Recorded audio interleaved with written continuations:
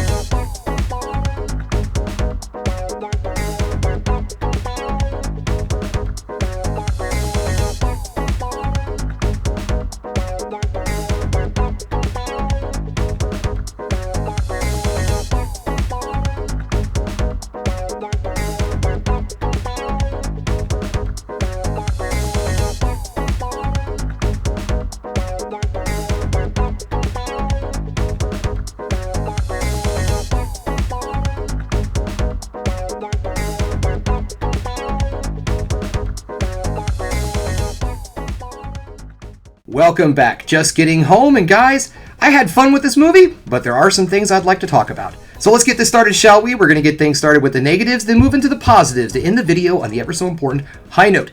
Now, I did say that I found this movie fun, and that is 100% true. This is a very fun film. But if you're looking for something with deep characters, a great story, and, well, I'm sorry, but very good pacing, this is not the movie for you. This is a fun romp through the MCU if the MCU said dirty jokes and had blood and guts.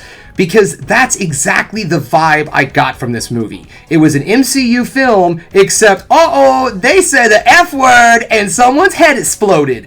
And it just wasn't enough for me. It didn't set itself aside enough to be its own thing. And if it's going to be the end of a series that already existed, we need to keep the same vibe. Let me give you an example, okay? When the first Deadpool movie came out, that film was an underdog movie. The studio had no faith in the film. They gave out a very small budget. They really didn't think the movie was going to do all that well. They really had zero faith in it. And look how much came from it. The film was a huge success. The character became an overnight sensation, and Ryan Reynolds bought Mint Mobile. So a lot of good came from that first movie. Then in the second film, a little bit more budget, we throw in some bigger stuff and some bigger special effects, and a lot of fun was had. You got a deeper story, you got more characters, you saw the world of Deadpool, it get bigger and bigger.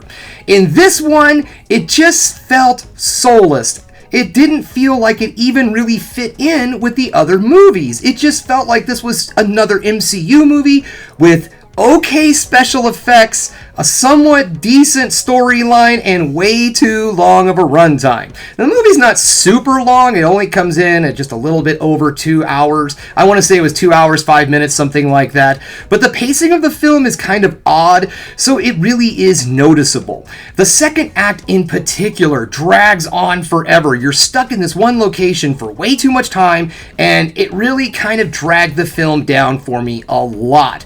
I also felt that this movie overloads you with references. And I'm not just talking about references to something like a wink and a nod, or hey, only the biggest, most hardcore comic book fans are going to get this. I mean, that stuff's there. But there was stuff that you actually would have had to have gone back and watched certain MCU properties in order to understand what was going on. Not that it was even like comic book stuff. It was stuff from the MCU, from their TV shows and their movies. And if you haven't seen these items, if you haven't seen these certain pieces of media, again, Disney just assumes that you consume everything they make. You don't understand certain things. There's certain parts of the movie that you're not going to really get or understand, and you just kind of glaze over and be like, well, I guess I got to go hit old Disney Plus when I get home so I can get that joke, or even understand a villain in the film. Now, it sounds like I didn't enjoy this movie, right? I did. Like I said, this is a perfectly acceptable, fun movie. I had a lot of laughs. I had a good time. But in my opinion, I just do not feel that it lived up to the first two films. So let's get into the positives, shall we? Now, I did say that the movie was funny, and it was. I laughed my ass off in this movie.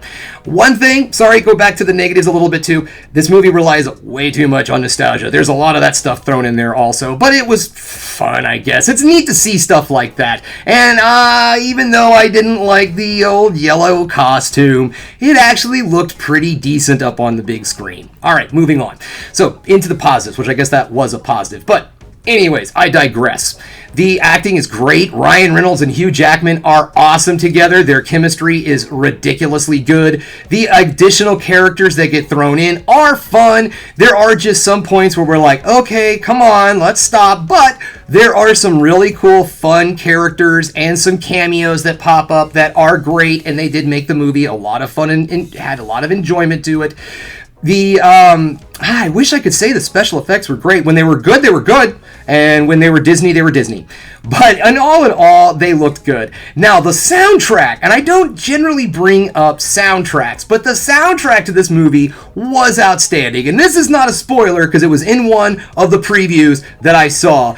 Let me tell you guys, I don't know what it was, but Madonna's Like a Prayer was absolutely perfect for this fight scene. They chose a magnificent song for this particular fight scene. It was great. The soundtrack was a lot of fun. Somehow they were able to take songs that wouldn't necessarily fit the certain scene and was able to just really translate it well to that scene, and I really enjoyed that. So the use of the soundtrack was outstanding. And all in all, guys, I mean, to be perfectly honest with you, I do think that this is an enjoyable film.